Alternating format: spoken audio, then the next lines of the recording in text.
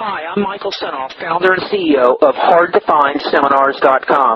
For the last 5 years, I've interviewed the world's best business and marketing minds. Along the way, I've created a successful publishing business, all from home, from my two-car garage.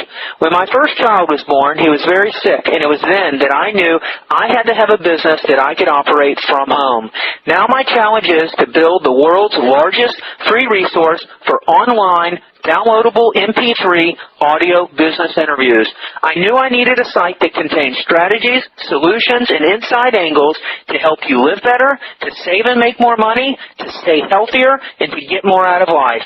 I've learned a lot in the last 5 years, and today I'm going to show you the skills you need to survive.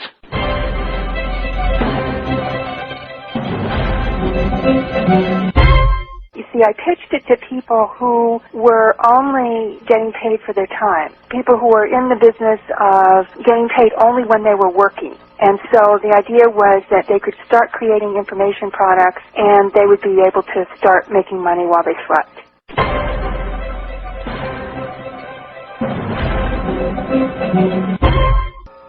Hi, it's Michael Senoff with Michael Senoff's HardToFindSeminars.com. The title of this interview is called How to Teach Telephone Seminars and Earn Up to $997 per Student.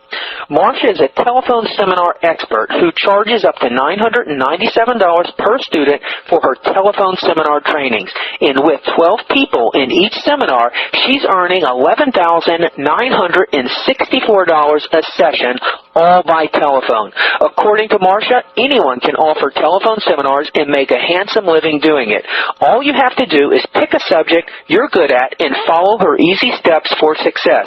And in this audio interview, you'll hear all about the steps you need to take, the strategies that work best, and the tools you need to get started. The beauty of teaching telephone seminar classes by phone is that it can all be done from the comfort of your own home. It doesn't matter where you live, when you conduct your seminars, or even if you're teaching in your pajamas. You're in control of your students, so you'll get to make the rules.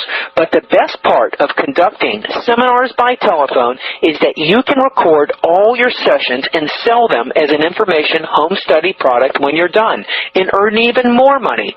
You'll also learn in this interview how to sell your telephone seminars for the highest price possible without losing sales, how to promote and fill your seminar classes even if you don't have a list, what's the magic number for students for each telephone seminar session, the #1 challenge of putting on telephone seminars and how to overcome it, how long each session should be and how many sessions Marcia recommends you conduct, what to charge, when to collect, and what refund policy works best, how to capture international students for your telephone seminars. According to Marcia, her telephone seminars are similar to college classes where students learn set principles, have homework, receive handouts, and work towards achieving goals. This is what sets her courses apart from regular teleseminars, and it's also what makes them appealing to people from all walks of life. So it doesn't matter whether you're good at sales, marketing, Italian cooking, or reading palms. If you can teach someone a skill, you'll be able to find an audience for your telephone seminars and get paid thousands of dollars for your time. And this 38-minute interview is just the place to get started. Enjoy. For more information on Marcia and her telephone seminar how-to system, go to www.seminarsbytelephone.com. That's www.seminarsbytelephone.com. Enjoy the interview. Now let's get going. I really appreciate you taking the time to talk to me and share some of your ideas on creating audio courses with my listeners. And I want my listeners to know how valuable your time is because you charge a lot of money for seminars. I'm going to try and get a lot of information out of you right now for free. What is an audio course? An audio course is more similar to the kind of courses we might take in adult education or in college, where there's a number of things that the student is going to learn in a set amount of time. And instead of being in a classroom, the content is delivered by phone through the audio channel. So an audio course would usually be delivered in a number of sessions over a series of weeks, usually, not just one session. And I think it works best when the purpose of the course is a certain outcome. So the course has a goal to teach someone how to do something. And it's not just a support group, it's not just coaching. And usually an audio course will have class participation. So it's not just me or the instructor lecturing. And give me an example of one of the audio courses you've put on so I could kind of reference to what you've done. I have taught 4 audio courses so far, one of them twice. So that could be 4 or 5 courses, depending how you count them. And the first one I taught was called Launch Your Information Empire. And that had 7 sessions of roughly an hour and a half each. Each session had a particular topic, and the purpose of the whole course was that at the end of it, people would have everything they needed to know to start creating their own information products, to have the strategy, to have the tools, to have gotten some feedback on their general idea, and to know how to do everything from creating the product to marketing it. Okay, so similar to if it was a live seminar where people came to a venue or a hotel or whatever, but it's more convenient because anyone can get the content, but it's all done through phone. Correct. Would this be similar to a term we've heard out there in the internet marketing world, teleseminar? No. A teleseminar usually is just a one-session unit. So a teleseminar series might be a course, but it also might be a series of separate sessions that really didn't relate to one another. Yours was about an hour to hour and a half per session. Were they weekly? How did you space it out? Weekly. It was weekly. What did you find to be the best time to hold those sessions? Well, my market is people who are in business. It's not consumers, it's not moonlighters, it's not retired people. So I held it during daytime business hours. What I'm finding is probably the best time of day for that audience is about 2 p.m. Eastern Time. The course I'm teaching right now starts at 1 p.m. Eastern Time, and I have a student in New Zealand who has to get up at 5 o'clock in the morning to participate, and I think that's really asking too much. So if I have it at 2 o'clock in the afternoon, then it's still reasonable for people in Europe, for people on the East Coast, people on the West Coast, and also people in New Zealand and Australia. And what day of the week are you holding these? Usually it's Tuesday, Wednesday, or Thursday. Is it on the same day for all 7? Yes. So who could teach and put on one of these audio courses? Really, anyone who knows things that other people want to know. You don't have to have any kind of traditional teaching or academic credentials. You could have learned something practical. I mean, you could teach Hungarian cooking. You could teach car repair. You could teach Chinese. You could teach a lot of different things. What are the benefits for you when you put on an audio course, and talk about some of the benefits for the students? Well, let's start with the student benefits, and then I'll get to the teacher benefits. One benefit for the student is that they don't have to travel. So it can be really convenient for somebody who has a busy schedule. It's an efficient use of their time. Again, there's no travel, and they can just hang up the phone and then maybe take a little break and then be doing something else. So it's really different from in-person learning in that respect. Another benefit for the student is that they can be learning from someone who they would ordinarily not be able to have access to. So maybe it's somebody who lives in another country, somebody who you wouldn't ordinarily be able to call up on the phone and ask questions of. It could be somebody who doesn't teach these things very often, and so on. It could be the world's greatest expert on something or other. And you could also be learning something that you can't learn in other educational settings. So that course that I taught, Launching Your Information Empire, I mean, that's not taught in colleges and stuff. It's just taught by people like me who've done it. So on that one, Launch Your Information Empire, how many students did you have on that particular audio course? I had 12 people in each session of the course. The first session was November, December, and I had 12 people in that. And then I offered it again in January, February, and I had 12 people in that. And 12 was the limit that I had set. Were your students all from the U.S. or international? In that case, they were all from the U.S., yeah. And they were all walks of life, all different types of businesses? I would say so, yeah. And then let's get to the benefits for the teacher. again, you don't have to travel in order to teach. And right now I live in a very small town, and I would be hard put to teach an in-person class and gather the people from my geographic area here. So I can be living where I want to be living and teach people easily through this method. And a big one for me is I don't have to get dressed up.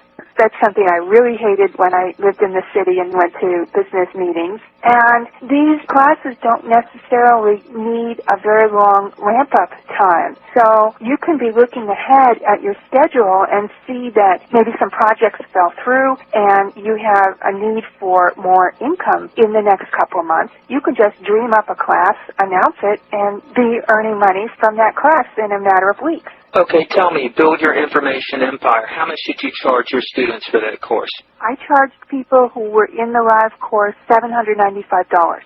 $795? Yes. And so you had about 24 students, 2 different sessions. Correct. Wow, now that's some good money if you break it down per hour. What happens if one of the students can't make one of the live course days? Well, I have that situation covered in a number of different ways. The first way it's covered is that there's a replay number that people can call into 24 hours a day to hear the most recent session on the phone. Secondly, they will get, at the end of the course, all of the sessions edited on CD. So they can listen to it within a week of the time the class was scheduled and catch up if they had to miss a session, or they can wait until the end and catch up when they get the CD. What do you do when you're designing and putting on an audio course to increase the perceived value? How are you able to get that kind of money for an audio course? Well, I think that there are a number of factors that I have observed with other people teaching audio courses also that I think can enhance the perceived value of a course. And I think the number one factor really is something I mentioned earlier, and it's kind of a hard point to get, but it makes a huge difference to people whether or not they can expect to get a certain outcome at the end of the course, as opposed to just listening and learning miscellaneous things. If the course has a goal that is valuable to them, then that increases the perceived value greatly. And another thing is the instructor's reputation. I have that large newsletter list of people who, many of them have been on my list for years. They feel like they know me, they trust me. And when I announced that course, I got people immediately signing up, either for the first session or for the second session. Another element of perceived value is people like the idea that they're going to have a chance to ask questions as the course goes along. They're not just going to be passive listeners. So the chance to ask questions and get feedback is important. Is that always saved for the end of the session? No, in the middle. I always break up the class with questions and answers. So we always have at least 2 question and answer sessions in a class. Although some of the classes that I have taught have very little lecture, it's mostly discussion. And so they have a chance to ask questions throughout the whole thing. Another element of perceived value is if you let people know that you're not going to be teaching this class more than once or twice. So after that Launch Your Information Empire class, the next class that I did was a copywriting course that was based on a $2,500 one-on-one program that I wanted to turn into a home study program. What I did in order to do that was I had a one-time interactive group session which used the same copywriting teaching method that I use in my one-on-one class. I told people this is the only time I'm going to be doing that, and this is your chance to get at least part of the value you get in the $2,500 program for only $997. Let me take you back. So you had already done a one-on-one copywriting program that your students paid $2,500 for. Correct. That was already done, and then you repackaged that as an audio course, made an offer to your list that you would be doing a one-time group copywriting training in the form of an audio course. Correct. How many students did you get for that? I believe I had 7 for that. And you already had the content and the outline of the material. I had the content in the sense I had all the concepts and all the things I wanted to teach, but I had to create completely new exercises or assignments for the course. Yeah, what did you charge for that one? Well, the one-on-one course was $2,500, and then the live class based on that was $997. What you said is really important. To build value in your audio course, you want the students to have an outcome, a goal. So in your offer for building your information empire, what was your offer in your promotion, whether it was an email or your sales letter? What could that student see at the end of that course? What was the goal, and how do you integrate that into your promotion? The goal was that they would be on their way to having their first information product. And you see, I pitched it to people who were only getting paid for their time. That's how I geared my sales letter. People who were in the business of getting paid only when they were working. And so the idea was that they could start creating information products and they would be able to start making money while they slept. And what kind of offer did you have? Was there a refund? Was there a guarantee? I'll tell you what I've done, and this is what I've done with all the audio courses I've taught, and it has worked out very, very well. And I think it's beneficial both to the students and to me. The refund policy is as follows. There's a certain date by which their payment is locked in. In other words, they don't get a refund. And then I know how many students I have in the class. And then they have a possibility of a refund after that when they attend the first session, and if they decide at the end of the first class session that it's not for them, they just need to tell me within 24 hours and I'll refund everything they paid. For more exclusive interviews on business, marketing, advertising, and copywriting, go to Michael Senoff's HardToFindSeminars.com. Okay, so you make the offer. Let's say the audio course is $795. Right. If someone's interested in signing up, they'll sign up and they'll pay the whole $795 up front? Well, actually, what I do is I have them pay a $100 deposit first. Pay a $100 deposit first. There's a date by which they need to pay the rest of the tuition. Okay, how far off do you set that? About a week or 10 days before the first class session. Okay. So the $100 is non-refundable? The $100 is refundable up to the date by which they need to pay the rest of the tuition. Okay, and have you found a good follow-up from the people who put the $100 down? Do they usually come through with the rest of the money? Yes, I've had just maybe 2 people in all the times I've taught this back out of the $100, and just give them the $100 back. Okay, so once they pay the full amount, the $795, then there is a money-back offer after the first session if they're not delighted, a full refund. Yes. So 2 people have taken me up on that, one in each of 2 different courses, and they just said, I realize this isn't for me right now. You have to make it risk-free. Right. And then, you know what? I had somebody on a waiting list. So tell me, how many people can you handle in a course? What have you found? I don't think I would want to have more than 12, because if you have 12 people in the course, they won't all come to every session. So you'll maybe have 8 or 9 people on the call, and I can manage that easily. And more people than that, it can get kind of chaotic. And then if you have homework assignments, which some of my courses do, then the more people you have, the more homework you have to give people feedback on. All right, so we talked a little bit about this, but what do you recommend, after your experience, is a reasonable length for each session? How long should each session be, and what do you recommend for how many sessions to do? Well, I discovered after my first audio course that there are 2 important constraints, and they might be slightly different for other people, at least one of these factors. But I discovered that I can't really personally maintain my energy at the level that I want it to be for more than an hour and a half. So 90 minutes is the absolute limit of what I can do a good job on. There's one more important constraint on time. So the second one is how much audio content can fit on a CD. So remember, I'm giving people CDs afterwards. So it's really 79 and a half minutes that can fit on a CD. And what I found is that if you have a session as long as, let's say, an hour and 25 minutes, it's very easy to edit that down to an hour and 20 minutes. But when I had these sessions that were an hour and a half or a little bit more than that because I ran over, I couldn't edit them down to one CD, and then I had to have two CDs for some lessons and one CD for other lessons. And I just decided for those two reasons that my limit from then on was going to be about an hour and 20 minutes. How about the number of sessions? I think that in order for people to feel like there's a process in the course and that they're moving week by week toward an outcome, I think you need to have at least 3 sessions. The shortest course I've taught was 4 sessions. The longest course so far is 8 sessions. There's a lot to learn in that course, so people are feeling like it's moving along very quickly, and it's got 8 sessions. I haven't finished this one yet. I think at the end they're going to feel like they wish they had more time, but 8 sessions is a good chunk of content. Let's say I've got an idea, I've got content, I would like to put on an audio course. How am I going to convince my people to sign up? For me, there have been 2 methods that have worked the best. The first is announcing it on my newsletter, and that can be very effective.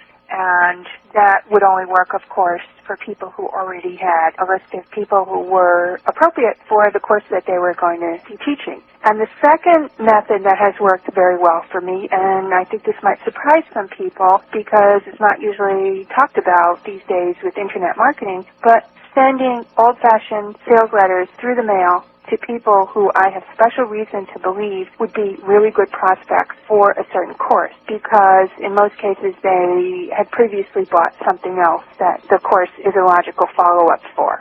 What I did was I took my website content, my website sales letter, and added a paragraph or 2 at the beginning, printed it out on paper. I think it was about an 8-page letter by that time, and sent it through the mail to a bunch of people I plucked out of my database or who I thought would be good prospects, and that definitely paid off. When you printed it out, did it look like you just printed it from your website, or did you make it like it was a direct mail letter where you just pulled the copy and formatted it in a letter?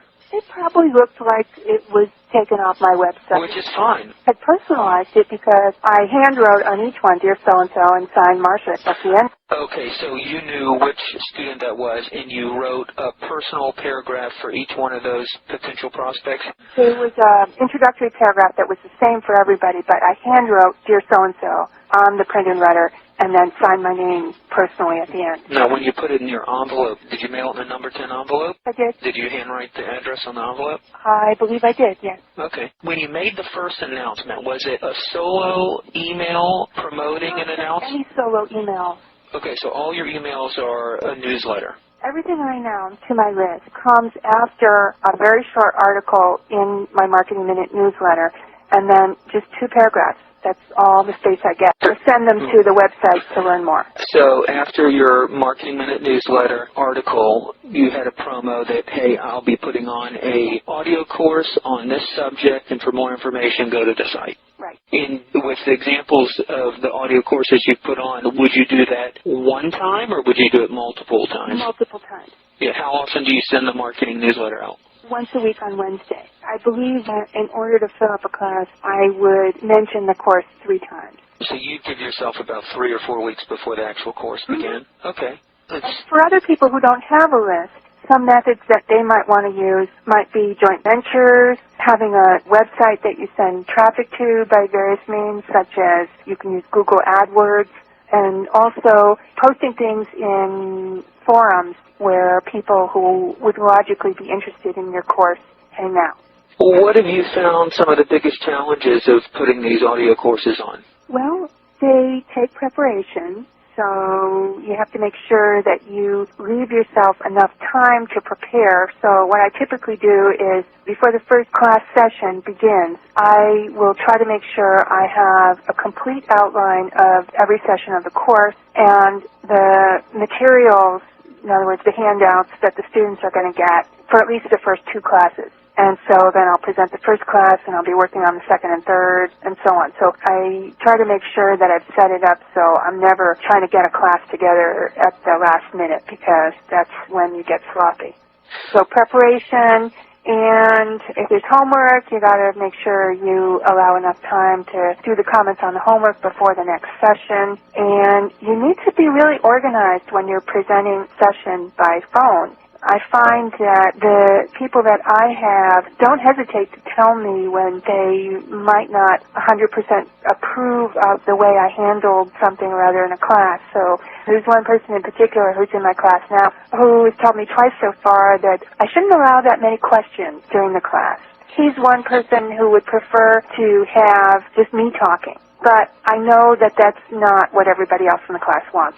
And another thing someone else told me was, I couldn't find your last email in my box because you didn't put the right subject line on the email. And, so now I have to be really careful how to do that for her. You need to keep the class on track. So if you've announced it for an hour and a half and you're going to be covering a certain subject in that time, you have to pace yourself so that by the end of the time that you have announced, you've covered what you wanted to cover. So I've been teaching for 30 years, so I know how to do that. I know how to allow discussion and then start again with content and then not allow questions for a while. So that's a skill that you'll need in order to be doing these audio classes. You're going to be recording these sessions. Do you have people sign off and agree that it's okay for these sessions to be recorded? And how do you handle the actual recording of each session? I just make sure that they know from the sales letter that I will be recording the session, and the students are pretty conscious of that. When they talk in class, I ask them just to use their first name, and I don't think I've had anybody who thought that that was a problem, that their voice is on the recording. So it just hasn't been a problem, but I make sure in advance that everybody is aware of it. And do you have everyone call in on a conference line? Yes. And so this service has automatic recording? You have to press the buttons, but then it's automatic. So is that how you handle the recording? Yes. Do you have a backup in your area where you record it digitally as well? Or No. Okay. Your conference call service has been pretty reliable. Yes. What do they provide you a link to download the recording as an MP3? They provide me a link to download the recording, but even before I download the recording, the session gets put automatically onto that replay line, which is a separate number that people can call into 24 hours a day until I record the next class over it. Is the conference call service reasonable, price-wise? It's free. Oh, it's free. So that replay line is free until you record over it. If you wanted to leave it up there, you could have multiple call-in numbers. That's pretty confusing for the students, though. Yeah, you want to keep it easy. It's already a little confusing for them that there's one number they need to call to dial into the class and a different number they need to call to listen to the replay. How often are you reminding the students that, don't forget, we have a session today at 2:30? Is that something you do, or do you give them the schedule at the beginning and they're big boys and big girls? They're paying a lot of money, so I don't think they're going to forget. They really don't forget. So do you remind them weekly? I will send them some information about the next class. It's not a reminder exactly, but I will communicate with them at least once between sessions. So each one of your students who signed up for a little session, do you put them in an autoresponder, or you just handle it individually through your email? I put them in a blind carbon copy group, so I just then cut and paste that group into a blind carbon copy email. When people go to a live seminar, one of the real advantages is they're able to network with each other. Do you encourage that the students in your audio seminar are able to contact each other for support and network with each other outside of the calls? Well, some of the classes that I have taught come with free 2-month membership in my password-protected marketing mentorship program, which has a discussion board. So if they choose to use that part of the program, then they can interact with the other students there.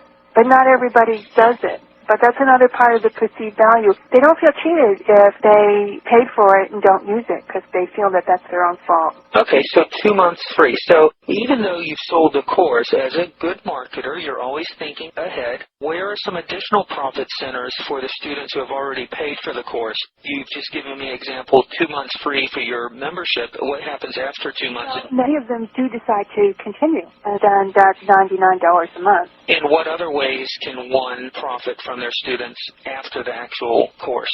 Well, I turn each of these courses into a home study course, which will not have a live teaching component, but will have that interactive recorded session to have the flavor that you're listening to a class, even though you're listening on CD. And it will have an album of CDs and we'll have some sort of printed material that's bound with coil binding. And sometimes there's also a data disc of additional materials that need to come with the course that will be a data CD rather than an audio CD. And they'll get all that as a package, and they'll be paying anywhere from $497 to $997 for the home study version of the course. Okay, but someone who signs up for your 7-week audio course, you already said that they get the actual CDs, but do they get this package as part of their $795 payment for the audio course, or do they have to buy the home study version? Well, they get all the components that I just described as part of participating in the live course. Okay, for the 7 Remember, I taught that twice? Yes. But I'm still selling it, a packaged version of it. I see. So the students who maybe wanted to take the live course but couldn't, you would make an offer to them that we've done the audio course, it's all recorded, and here's the home study version. Right. The people who see the promo for that now, they don't have any idea when it was offered as a live course. They just see it offered as a home study course. So you were actually paid to create your own course. That's right. The live course was $795. What do you generally sell the home study versions for? That one, I have two versions. If you just want to get the packaged course with no consulting from me, no membership in the Marketing for More mentoring program, then that's $695. And then there's, I call it the Fast Start Information Empire program, which includes having me respond to their homework and giving them the 2 months membership in Marketing for More. I see. Now, are your home study courses downloadable from the Internet? No. And the reason I don't do that, there's two reasons. One is that, according to what I have observed, that would lower the perceived value of the course.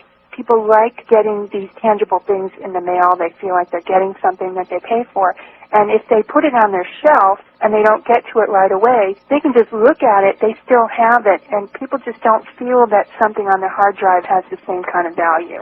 And the other reason that I don't have the courses be downloadable is because there are at least two different types of components in the course. There's the audio component and the printed component, which could be delivered as a PDF, but I just feel like it's too miscellaneous to sell a course that's part audio and part PDF, and people are going to not have it all in one place, and it's going to feel scattered to them. I want them to have it as a package. Now, how do you handle the editing of your class sessions for the home study course? Do you edit them before you put out the home study course? Do you edit those sessions? Yes, and I learned a big lesson with that first Launch Your Information Empire course. I left all the editing to the end, so I had 7 class sessions, which added up to about 11 hours of content, and then I had to edit it, and I just couldn't bear to sit down and work my way through 11 hours of material all at once.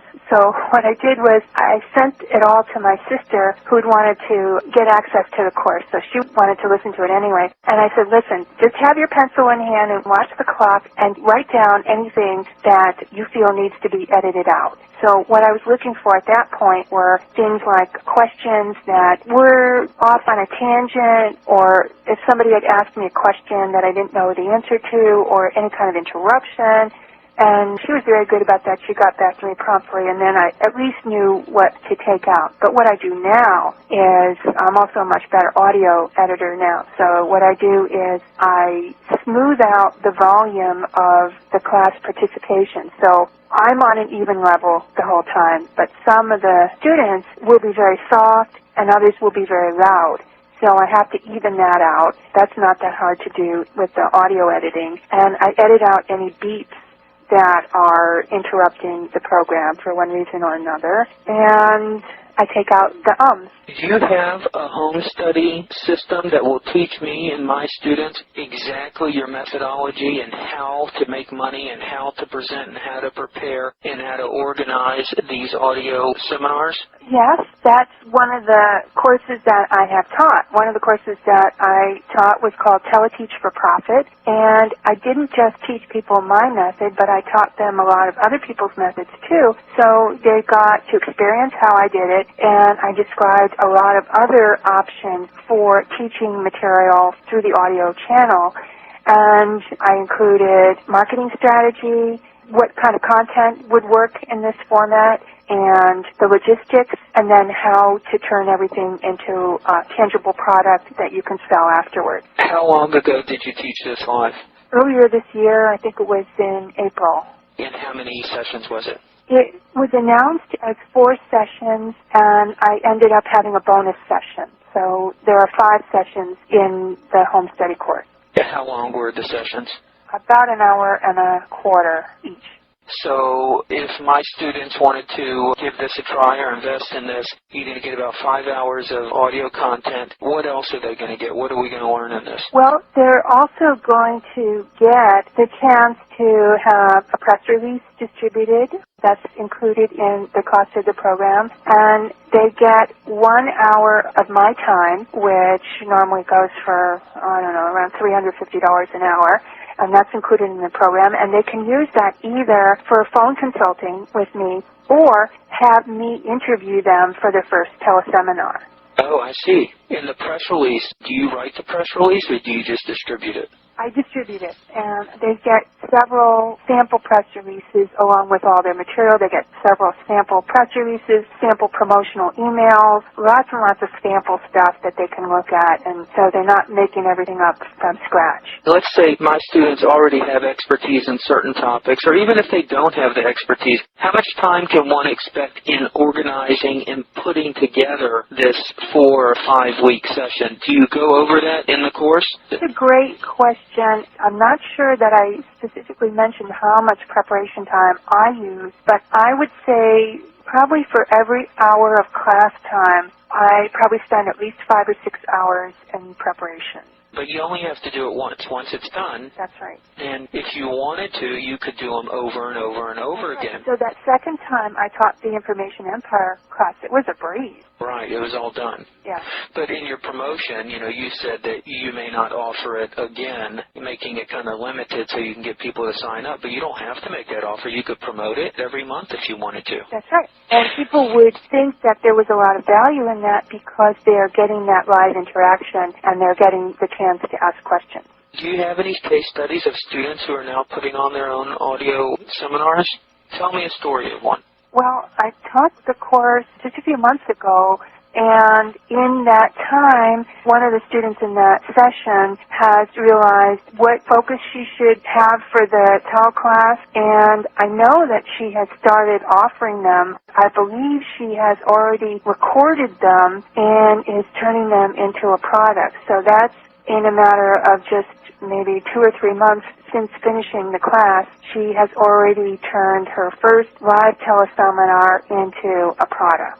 Do you offer resources? So let's say I'm going to do it and I'm going to need to put them on CD. Do you reveal who you use for your CD duplication, for the fulfillment? Several options for everything that they need. So I give them options for the conference call providers, and I say which services I recommend, which services that I and other people have had problems with, and what are the advantages and disadvantages of each option.